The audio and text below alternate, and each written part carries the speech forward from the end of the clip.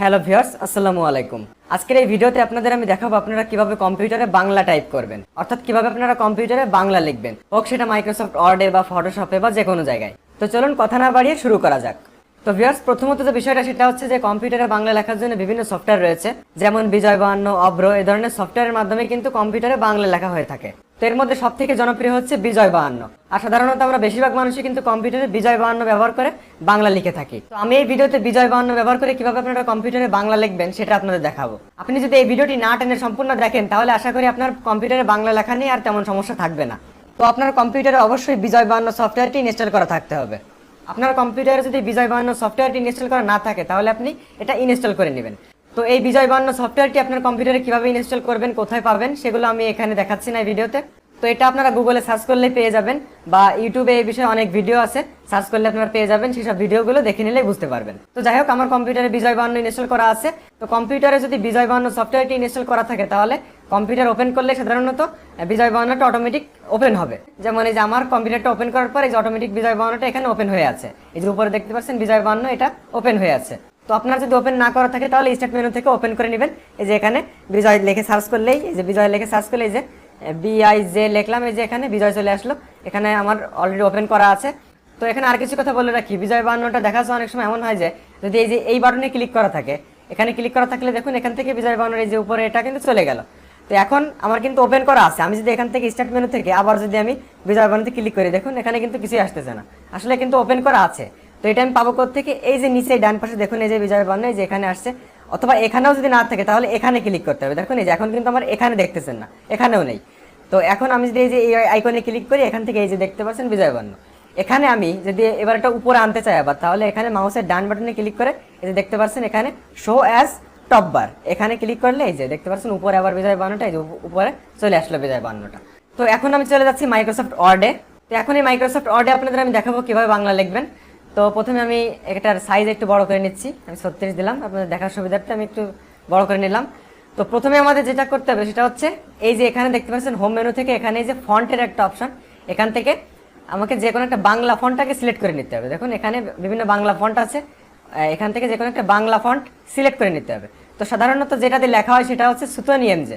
এখান থেকে আপনি যদি লেখেন তাহলে সুতনি এমজে চলে আসবে। আমি যদি লিখি SUT, এই যে এখানে দেখতে পাচ্ছেন সুতনি এমজে কিন্তু চলে আসছে। এখানে আমি যদি ইন্টার প্রেস করি, এই যে সুতনি এমজেটা এখানে সিলেক্ট হয়ে গেল, সুতনি এমজে ফন্টটা সিলেক্ট করলাম। তো এরপর আমাকে যেটা করতে হবে সেটা হচ্ছে এই যে উপরে যে বিজয় 52 দেখতে পাচ্ছেন, বিজয় 52 এখান থেকে এই যে এখানে আইকনে ক্লিক করে এখান থেকে এই যে বিজয় ক্লাসিক, এই বিজয় ক্লাসিক এটা আমাকে সিলেক্ট করতে হবে, অথবা কিবোর্ড থেকে Ctrl-Alt-B এই কিবোর্ড শর্টকাটটি ব্যবহার করে এই বিজয় ক্লাসিকটা আনতে হবে।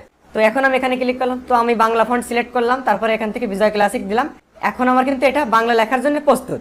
তো এই বাংলা লেখার কিছু নিয়ম কারণ আছে, সেগুলোর জন্য আমি আমার কিবোর্ডের একটা ছবি তুলে আমি রাখছি, সেই ছবিটা ওপেন করতেছি। এটা দিয়ে আপনাদের আমি বোঝাবো। তো দেখুন প্রথমে আমি আপনাদের স্বরবর্ণ লেখা শেখাবো। স্বরবর্ণ মোট 11টি স্বরবর্ণের মধ্যে কিন্তু দেখুন এখানে শুধুমাত্র কিবোর্ডে 2টা স্বরবর্ণ সরাসরি দেওয়া আছে। একটি হচ্ছে এই যে ও, এই যে ওটা দেওয়া আছে, আর একটা হচ্ছে এই যে স্বরে অ, এই 2টা কিন্তু শুধুমাত্র সরাসরি দেওয়া আছে কিবোর্ডে, আর বাকিগুলো কিন্তু দেওয়া নেই। তো এখানে মেন আর একটা গুরুত্বপূর্ণ বিষয় আপনাদের বলি, সেটা হচ্ছে এই যে কিবোর্ডে দেখতে পাচ্ছেন প্রতিটা বাটনে কিন্তু এই যে দুটো করে অক্ষর দেখতে পাচ্ছেন। এই যে এখানে যেমন এই যে উপরে ফ, নিচে হচ্ছে প, এখানে উপরে ঠ, নিচে হচ্ছে ট। তো এখানে এই যে নিচে এই যে অক্ষরগুলো আছে প্রতিটা বাটনে, এই যে নিচে এই যে অক্ষরগুলো আছে, যেমন এখানে ট আছে, এখানে চ আছে, এগুলো লেখার জন্য কিন্তু বাটনটা চাপলে চলে আসবে। যেমন আমি যদি ওয়াই বাটনটা চাপি, দেখুন এখানে আমি যদি মাইক্রোসফট ওয়ার্ডে এখানে এই ওয়াই বাটনটা চাপি তাহলে কিন্তু চটা চলে আসলে, চটা কিন্তু এখানে এই যে নিচে ছিল, এই যে চটা নিচে ছিল, এই জন্য চটা চলে আসলো। তো এখন উপরের গুলো আনার জন্য আমাকে যেটা করতে হবে সেটা হচ্ছে শিফট চেপে এই বাটনটা চাপতে হবে। আমি যদি এখান থেকে সাপোজ স লিখতে চাই তাহলে আমাকে এই যে শিফট বাটন দেখতে পাচ্ছেন, এই শিফট বাটন চেপে আমাকে এই বাটনটা চাপতে হবে, তাহলে কি হবে এখান থেকে এই উপরের অক্ষরটা আমি লিখতে পারবো। দেখুন আমি এখান থেকে আমি যে যেমন স লিখতে চাচ্ছি, স লেখার জন্য আমি শিফট চেপে যদি ওয়াই বাটনটা চাপি তাহলে যে উপরের অক্ষরটা আমি লিখতে পারলাম। এখন আমি আবার আগের কথায় ফিরে যাই, যেটা আপনাদের দেখাচ্ছিলাম যে আমি স্বরবর্ণগুলো আপনাদের লেখা শেখাবো। তো যে 2টা অক্ষর আছে যে ও আর স্বরে অ, এটা কিন্তু লিখলেই চলে আসবে। এই যে যেমন এখানে আমি যদি আমি এই বাটনটা চাপি, যে ও লেখা হয়ে গেল, তারপরে এই যে স্বরে অটা কিন্তু উপরে আছে, এখানে যে উপরে আছে, এই জন্য আমাকে কি করতে হবে, এখান থেকে শিফট চেপে আমি যদি এফ বাটনটা চাপি স্বরে অ লিখতে পারলাম। তো আর বাকি স্বরবর্ণগুলো লেখার জন্য আমাদের কি করতে হবে, কিবোর্ডে এই যে হসন্ত মানে যে জি বাটনটা, এই জি বাটনটা চেপে আমাদের সেই অক্ষরের যে কারটা আছে সেই কারটা চাপতে হবে। অর্থাৎ দেখুন আমরা কি জানি যে স্বরবর্ণের সংক্ষিপ্ত রূপ হচ্ছে কার, আমরা তো সেটাই জানি তাই না। এখানে যে ডি বাটনে এখানে দেখতে পাচ্ছেন নিচে আছে রস্বইকার, উপরে আছে দীর্ঘইকার। তো সাপোজ আমি রস্বই লিখবো, তো সেক্ষেত্রে আমাকে কি করতে হবে, এই যে জি বাটনটা চেপে তারপর আমাকে এই ডি বাটনটা চাপতে হবে, তাহলে রস্বই হয়ে যাবে। আমি দেখুন আপনাদের দেখাচ্ছি, আমি যদি জি বাটনটা চেপে এই যে ডি বাটন এটা চাপি তাহলে দেখুন এই যে রস্বই হয়ে গেল, ঠিক আছে।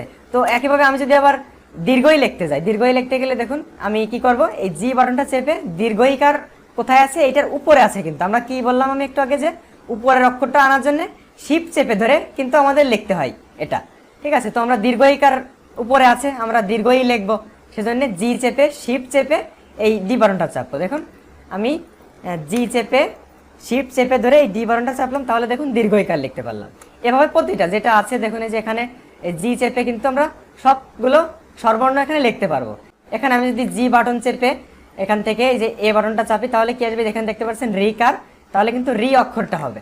দেখুন আমি জি চেপে এই যে এ বাটন চাপলাম, তাহলে যে রি অক্ষরটা চলে আসলো। দেখুন আমি এটা পাশাপাশি রেখে আপনাদের দেখাচ্ছি, এই যে এস বাটনে কিন্তু রস্বকার দীর্ঘকার আছে, রস্বকার নিচে আছে আর দীর্ঘকারটা উপরে আছে। তো এখন যদি আমি রস্যও লিখতে যাই তাহলে কি করতে হবে, জি বাটন চেপে এই এস বাটন চাপতে হবে। দেখুন জি বাটন চেপে এস বাটনটা চাপলাম, এই যে রস্যও হলো। আর দীর্ঘও লিখতে হলে জি বাটন চেপে শিফট চেপে এই এস বাটনটা চাপবো, কারণ এই যে দীর্ঘ উকারটা কিন্তু এই যে উপরে আছে, দেখতে পাচ্ছেন উপরেটা আনার জন্য শিফট বাটন চেপে, সব ক্ষেত্রেই উপরেরটা আনার জন্য এই শিফট বাটন চেপে ধরে সেই বাটনটা প্রেস করতে হবে। তো এভাবে প্রতিটা স্বরবর্ণ কিন্তু যেভাবে আছে কার অনুযায়ী আমরা প্রতিটা স্বরবর্ণ ভাবে লিখতে পারি। তো ভিউয়ার্স এখন আমরা আসি ব্যঞ্জন বর্ণে। তো ব্যঞ্জন বর্ণ লেখা কিন্তু সহজ, কারণ হচ্ছে দেখুন এই যে কিবোর্ডে কিন্তু ব্যঞ্জন বর্ণগুলো সব কিন্তু একদম সরাসরি কিবোর্ডে আছে, যতগুলো ব্যঞ্জন বর্ণ আছে সবগুলো কিন্তু খেয়াল করলে দেখবেন যে কিবোর্ডে কিন্তু এই বাটনে সরাসরি আছে। এই যে দেখুন চন্দ্রবিন্দুটা উপরে, এই যে এখানে চন্দ্রবিন্দুটা আছে, বিসর্গ আর খণ্ডতা এই যে এখানে রয়েছে। তো এই যে বললাম যেটা যে নিচের অক্ষরগুলো লেখার জন্য শুধু সেই বাটনটা চাপলেই হবে। যেমন আমি যদি ক লিখতে চাই, এখানে শুধু যে বাটনটা চাপলেই ক উঠবে। আমি যদি এখান থেকে যে বাটনটা চাপিয়ে যে ক উঠলো। আর আমি যদি দেখুন এখানে কিবোর্ডে উপরে কিন্তু কর উপরে খ ছিল, এখন তার মানে এই শিফট বাটন চেপে আমি যে বাটনটা চাপি তাহলে খ হবে। দেখুন আমি শিফট বাটন চেপে যে বাটন চাপলাম তাহলে খ হলো। এভাবে প্রতিটা ব্যঞ্জন বর্ণ কিন্তু আমরা লিখতে পারি। তো আমি এখন এখানে একটা লাইন লিখে আপনাদের দেখাচ্ছি। এখানে আমি ধরুন লিখবো যে আমার নাম তমাল। তো সরেয়া লেখার জন্য আমি যদি কিবোর্ডে জি বাটন চেপে এই যে এই বাটনটা চাপি তাহলে কিন্তু সরেয়া হয়ে যাবে। দেখুন এখানে আমি জি বাটন চেপে এই বাটনটা চাপলাম, তাহলে সরেয়া হয়ে গেল। সরেয়া হয়ে যাওয়ার পরে এবার ম কোথায় আছে, এই যে এখানে ম আছে। এম বাটনটা চাপতেছি, তারপরে আকার দেওয়ার জন্য এই যে এখানে দেখতে পাচ্ছেন এই যে এই বাটনটা, এখানে এই যে এফ এর নিচে কিন্তু আকার নিচে আছে, এই জন্য শুধুমাত্র এই বাটনটা চাপলাম। মা। এবার র কোথায় আছে, এই যে এই ভি বাটনের নিচে কিন্তু র আছে, তার মানে আমরা শুধু এখান থেকে ভি বাটনটা চাপবো, তাহলে আমার। এবার আমি লিখবো নাম। তো দন্তের ন কোথায় আছে, এই যে কিবোর্ডের এই যে এখানে বি বাটনের নিচে কিন্তু দন্তের ন আছে। তো আমি এখানে কি করব, এই যে দন্তের ন অর্থাৎ বি বাটন চাপলাম, তারপর আকার দেওয়ার জন্য আবার এম বাটনটা চাপলাম না। এবার ম কোথায় আছে, যে এম বাটনের নিচে ম আছে, এই যে এখানে ম, এই যে আমার নাম। এবার তমাল। এবার ত কোথায় আছে, এই যে এই কে বাটনে কিন্তু যেখানে কিন্তু ত আছে, দেখতে পাচ্ছেন ত, এখানে আমি কে বাটনের নিচেই ত আছে, এই জন্য শুধুমাত্র কে বাটনটা চাপলাম, এই যে ত। এবার ম আবার দিলাম ম। এবার আকার। এবার লটা কোথায় আছে, দেখুন লটা কিন্তু আছে এই যে ভি বাটনের উপরে, এই যে ভি এখানে উপরে কিন্তু লটা আছে। তো আমি তার মানে কি করতে হবে, উপরেটা আনার জন্য শিফট চেপে ধরতে হবে আমাকে। তার মানে আমি শিফট চেপে এই ভি বাটন চাপলাম, এই যে তমাল লেখা উঠলো। তো লিখে ফেললাম আমি আমার নাম তমাল। তো আমি ধরুন বাংলা লিখবো, এই যে ব কোথায় আছে, যে এইচ বাটনে এখানে যে ব আছে, এইচ বাটনটা চাপ দিলাম, ব। আকার দিলাম আকার। এবার এই যে অনেশ্বর, এই যে অনেশ্বর আছে যে এখানে আমি দিয়ে দিলাম, এই যে এখানে অনেশ্বর আছে উপরে, অর্থাৎ শিফট চেপে আমি কিউ বাটনটা চাপ দিলাম, তাহলে যে অনেশ্বর আসলো। এবার শিফট চেপে ভি বাটন চাপলাম, ল, তারপরে আকার বাংলা। তো ভিউয়ার্স এবার আমি আপনাদের যে জিনিসটা দেখাবো সেটা হচ্ছে সবথেকে গুরুত্বপূর্ণ, সেটা হচ্ছে যুক্ত বর্ণ আপনারা কিভাবে লিখবেন। তো যুক্ত বর্ণ লেখার জন্য প্রথমত যে বিষয়টা মাথায় রাখতে হবে সেটা হচ্ছে যে যুক্ত বর্ণ, একটা যুক্ত বর্ণ কি কি অক্ষর দিয়ে গঠিত হয়েছে সেটা আপনাকে অবশ্যই জানতে হবে। তো যেমন মনে করুন ক্ষীয় অক্ষরটা কি কি দিয়ে তৈরি হয়েছে এটা কিন্তু আমাকে জানতে হবে, তাই না হলে আমি লিখতে পারবো না।